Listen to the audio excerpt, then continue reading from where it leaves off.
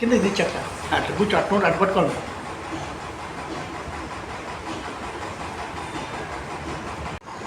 అందరికీ నమస్కారం. నా పేరు ఈశ్వర్ నాడార్, 54వ డివిజన్ భగత్ సింగ్ కాలనీలో నివాసం ఉంటున్నాను. నేను గత 15 సంవత్సరాలుగా కొన్ని ఆక్రమ భూముల కోసం అక్కడ పోరాడుతున్నాను. విషయం ఏంటంటే అక్కడ ఆక్రమణలు బైపాస్ పక్కన, భగత్ సింగ్ కాలనీ బైపాస్ పక్కన ఈ మునీరు, అన్వరు, ముజీరు అనే వ్యక్తులు ఫస్ట్ నుంచి ఆ భూములు ఆక్రమించి కమ్యూనిస్ట్ పార్టీలో ఉన్నప్పుడు ఆక్రమించి పేదలకు ఇస్తామని చెప్పారు. పేదలకు ఇవ్వకుండా అమ్ముకోవటం చూసి నేను ఆ రోజున రామకృష్ణ సార్ దగ్గరికి వెళ్ళి, సార్ ఇట్లా అమ్ముకున్నాను ఎవిడెన్స్తో సార్ ఇస్తే ఇంటింటికి ఎంక్వైరీ చేసి వాళ్ళని తీసేశారు పార్టీ నుంచి. తర్వాత వైసీపీ పార్టీలో చేరారు. వైసీపీ పార్టీలో చేరిన తర్వాత ఆ మిగులు భూములు మొత్తం మాయ అని చెప్పి అన్నాడు. మీ ఎట్టవుతాయి పార్టీకి సంబంధించినవి, అవి పేదలకు పోవాలని చెప్పాను. దాని గురించి నా మీద ఎన్నోసార్లు దాడి చేశారు, అందరినీ కొట్టారు, 16 కేసులు పెట్టారు, నా భార్య పిల్లగాన్ని కొట్టారు, అంతా గందరగోళం చేశారు, ఎన్నో ప్రెస్ మీట్లు పెట్టారు. కానీ నారాయణ సార్ వచ్చిన తర్వాత ఆ భూముల మీద దృష్టి పెట్టిన తర్వాత నారాయణ సార్ కట్టొద్దు అన్న తర్వాత విపరీతంగా కట్టుకుంటున్నారు, విపరీతంగా కట్టి అమ్ముకుంటున్నారు. విషయం ఏంటంటే సార్, ఇదిగో అన్ని ఎండోర్స్మెంట్లు ఉంటాయి ఈ బుక్లో, ఈ ఫైల్లో మొత్తం ఎండోర్స్మెంట్స్. నేను 2017 నుంచి 2019 నుంచి పెట్టిన కాగితాలు 2020, 17 మొత్తం ఎండోర్స్మెంట్స్. ఈ మొత్తం 2000 మా ప్రభుత్వం టీడీపీ ప్రభుత్వం వచ్చిన తర్వాత పెట్టిన అర్జీలు ఇవి వచ్చేసి మొత్తం దానికి సంబంధించిన పూర్తి ఆధారాలు సార్. ఒకసారి మీరు చూపించాలి ఖచ్చితంగా. ఇక్కడ ఈ భూమికి సంబంధించిన మొత్తం ఆధారాలు ఉన్నాయి. సరే, అవి మొత్తం తర్వాత ఇప్పుడు అంత సమయం లేదు కాబట్టి విషయం చేరవేయాలి మీకు. నేను చెప్పేది ఏంటంటే సార్, ఇప్పుడు భగత్ సింగ్ కాలనీలో ఆక్రమణలు జరుగుతున్నాయని చెప్పి ఎంఆర్ఓ గారికి ఎన్నోసార్లు చెప్పాను. గత ఎంఆర్ఓలు ఆపారు, వైసీపీ ప్రభుత్వంలో ఆపారు, అంతా ఆపారు. కానీ ఇప్పుడు వచ్చిన ఎంఆర్ఓ గారు మాత్రం ఆపట్లేదు. ఆయన 2 సార్లు, ఒకసారి కుక్లైన్ తీసుకెళ్ళారు, వాళ్ళు బెదిరించారంట, వచ్చేసాడంట. ఒక ఎంఆర్ఓ అంటే 4th మెజిస్ట్రేట్ కదండి, ఆయన ఆపితే ఆగుతాడు? ఎలా ఆగుతాడు? నారాయణ సార్ లాంటి మంచి వ్యక్తులు ఇక్కడ మంత్రులుగా పనిచేస్తూ ఉంటే, అలాంటి వ్యక్తులు చెబుతూ ఉంటే వీళ్ళకి చీమ కుట్టినట్టు కూడా లేకుండా వీళ్ళు ప్రవర్తిస్తున్నారు. రెవెన్యూ డిపార్ట్మెంట్లో ఎన్ని తప్పులు జరిగినాయి ఇదిగోండి సార్, ఇది ఒకసారి జూమ్ చేసి తీసుకోండి. 3.5 ఎకరా ఏకబెట్టింది మొత్తం కూడా ఖాళీ స్థలం. ఇక్కడ ఒక బడి ఉందండి, 200 మంది పిల్లకాయలు చదువు చెప్పాడు, అతను తరివేసి ఆ బడి ఆక్రమించారు. ఈ మొత్తం కూడా వాళ్ళు కమ్యూనిస్ట్ పార్టీ నుంచి వదిలేసిన తర్వాత మిగులు భూములు, ఈ మొత్తం వరుసన అంగళ్ళు అతను మొత్తం కబ్జా చేసి పెట్టుకొని ఈ రోజున ఖాళీ భూములు 20 కనీసం నెల 15 రోజుల నుంచి కట్టుకొని అమ్ముకుంటా ఉంటే నా ఎంఆర్ఓ గారు చెప్తే అసలు పట్టించుకోవట్లేదు. ఎందుకు పట్టించుకోవట్లేదే అంటే అక్కడ చిన్నారావు అని ఈఆర్ఓ ఉన్నాడు. ఈఆర్ఓ నారాయణ సార్ పట్టాలు పారదర్శకంగా ఇవ్వండి, చెక్ చేయండి అంటే ఖాళీ స్థలాలు సార్, ఈ ఖాళీ స్థలాలు వాళ్ళ కొడుకుల పేరు మీద, కబ్జాదారుల కొడుకుల పేరు మీద రాశారు. పేర్లు రాశారు. ఇక్కడ అసలు ఇల్లే లేకపోతే ఇల్లని పెట్టారు. ఈ మొత్తం కూడా నేను చెప్తున్నాను సార్, ఒకటే ఎంఆర్ఓ గారికి కూడా చెప్తున్నాను, ఈ మొత్తం కూడా ఈఆర్ఓలు 10-15 సార్లు, ఒక 4 సార్లు ఆపిన భూములు కాదా? అవునా? ఆపారా లేదా? ఆపితే ఈరోజు కట్టేసుకొని మొత్తం కాంక్రీట్ పుసుకు కట్టుకుంటే 20 రోజులు చేంజ్ చేస్తున్నారు. ఎందుకు ఆపట్లేదు? నారాయణ సార్ దృష్టికి ఎందుకు తీసుకెళ్ళట్లేదు? నారాయణ సార్ చెప్పారు కాన్ఫరెన్స్ లో కూడా, ఎవరిని కూడా క్షమించొద్దు, సెంటి భూమి కూడా పోకూడదని. కానీ మీరు ఎందుకు క్షమిస్తున్నారు ఎంఆర్ఓ గారు? దీనికి సమాధానం చెప్పాలా. వాళ్ళు దాడులు చేస్తే కుక్కలను తీసుకెళ్తే సమాధానం, కేసులు లేవు, ఎస్పీ గారికి చెప్పారంటారు. మేము వెళ్ళి గట్టి కడితే మాత్రం గెట్ అవుట్ అంటాడు అతను. ఈఆర్ఓ చిన్నారావు చేసిన తప్పులు మొత్తం. ఈసారి ఇది ఎక్సెల్ రిపోర్టు, దీంట్లో ఎన్ని వేకెంట్ ల్యాండ్లు ఉన్నాయో మొత్తం ఇది ఎక్సెల్ రిపోర్టు, ప్రతి ఒక్క ఆధారం ఉంది. ఇది ఒకసారి జూమ్ చేసుకోండి. ఇట్లా కట్టారు, ఇప్పుడు ఆ 3.5 ఎకరాలు ఇట్లా కట్టాడు, ఇలా కట్టాడు. ఈ మొత్తం ఇప్పుడు ఇట్లా లేవండి, మొత్తం ఇల్లులు అయిపోయినాయి, 3.5 ఎకరం మొత్తం ఇల్లు అయిపోయినాయి. సార్ నా మీద గతంలో 3 సార్లు వచ్చే ప్రయత్నం చేశారు, దానికి సంబంధించిన ఆధారం ఇదే ప్రెస్ మీట్లో పెట్టారు. నా పిల్లకాయలు నేను ఈరోజు నారాయణ సార్ ధైర్యంతో మేము బయటకు వచ్చి చేస్తూ ఉన్నాం. ఆయన కానీ సభ్యేసేవాళ్ళు.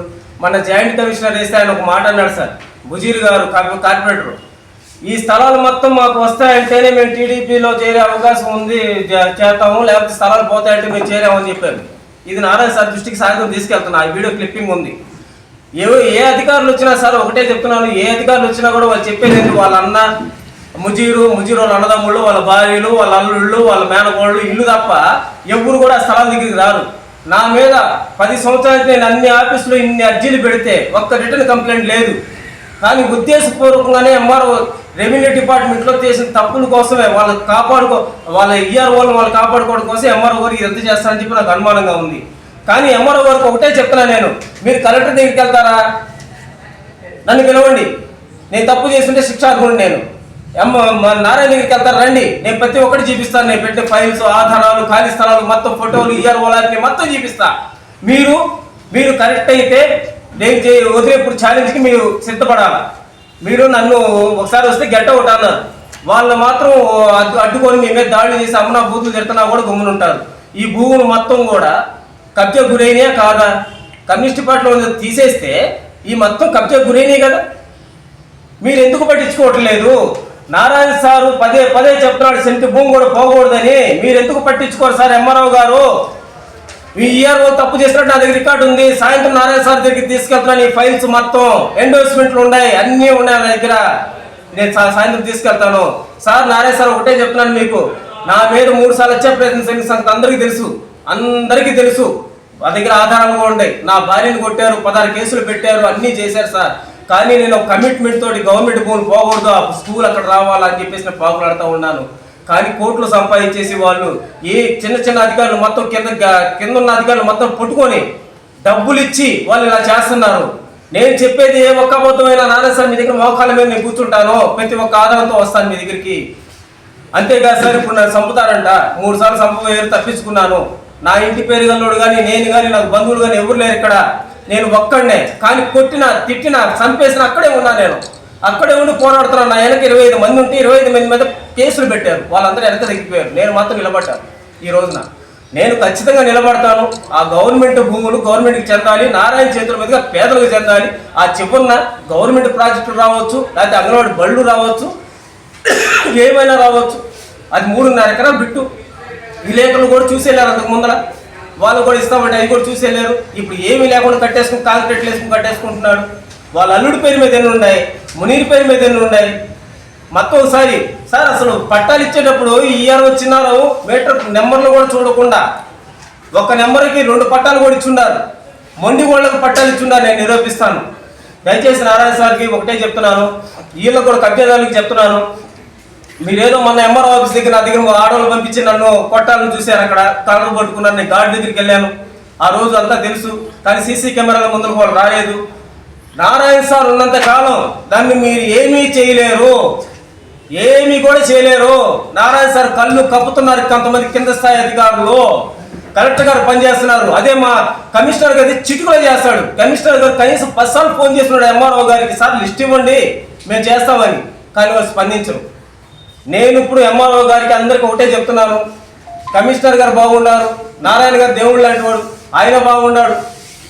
ఈ ఎంఆర్ఓ రెవెన్యూ డిపార్ట్మెంట్లో మాత్రం ఇలాంటి తప్పులు జరిగి వాళ్ళ కబ్జాదారులు ఇన్నాళ్ళ నుంచి 15 సంవత్సరాల నుంచి ఖాళీ ఉన్న భూములు కట్టుకుని ఉంటే ఎందుకు కోరుకుంటున్నారు?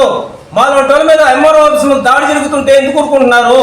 పోలీస్ స్టేషన్లో మొన్న జాయింట్ కమిషనర్ వేస్తే నాకు కాళ్ళు పట్టుకొని వాళ్ళ కొడుకులు ఇట్లా నెడతా ఉంటే నేను ఎస్పీ గారికి పెడితే కింద స్థాయిలో తొక్కేశాను. నారాయణ సార్ ఉన్న చోట ఇలాంటివి జరుగుతూ ఉంటే ఎలా? అందుకని నేను సాయంత్రం నారాయణ సార్కి అన్నీ కూడా ఈ లిస్టు మొత్తం ఇస్తున్నాను. కబ్జా గురైన 28 అంగళ్ళు సార్. 28 అంగళ్ళు అయితే చిన్నారావు గారు అంగడి 4 అంకణాలు అయితే పక్కన ఖాళీ స్థలాలు కూడా రాశాడు. ఈరోజు అవి కూడా కట్టుకుంటున్నారు. గుడి అని ఒక పేరు పెట్టాడు, దానికి ఒక ఫ్లెక్సీ పెట్టాడు. 15 సంవత్సరాలు గుడి కడతానే ఉన్నాడు. ఆ గుడి పేరు చెప్పేసి మొత్తం దోచుకున్నాడు. ఆ 3.5 ఎకరాలు దోచుకున్నాడు. అది కూడా నారాయణ సార్ దృష్టికి వెళ్ళాలి. మాకు గుడి లేదు అక్కడ.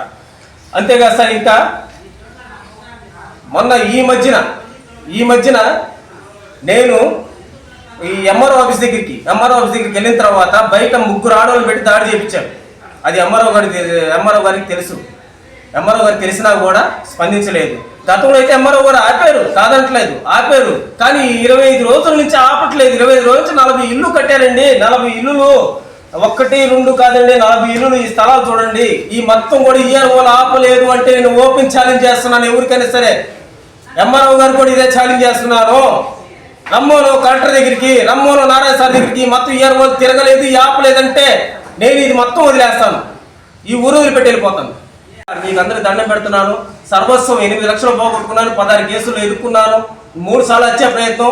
నేను ఏది కూడా మాటలతో చెప్పను, ప్రూఫ్స్తో చెప్తాను. అన్ని ప్రూఫ్స్ ఉన్నాయి. ఇంత దారుణంగా ప్రవర్తిస్తుంటే ఎందుకు ఊరుకుంటున్నారు ఇలా నారాయణ సార్ అని చెప్పి నన్ను ఒక్కసారి నారాయణ సార్కి మీకు అందరికి కూడా నా వార్త మాత్రం మీరు అందరూ దయచేసి మీరందరూ ఏంటి, నేను బతకలేని స్థితిలో ఉన్నాను.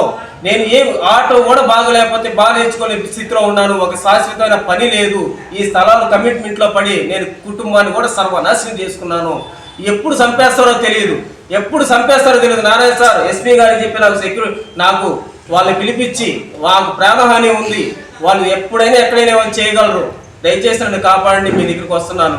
అన్నీ చూపించాను సార్, ఏంది ఈ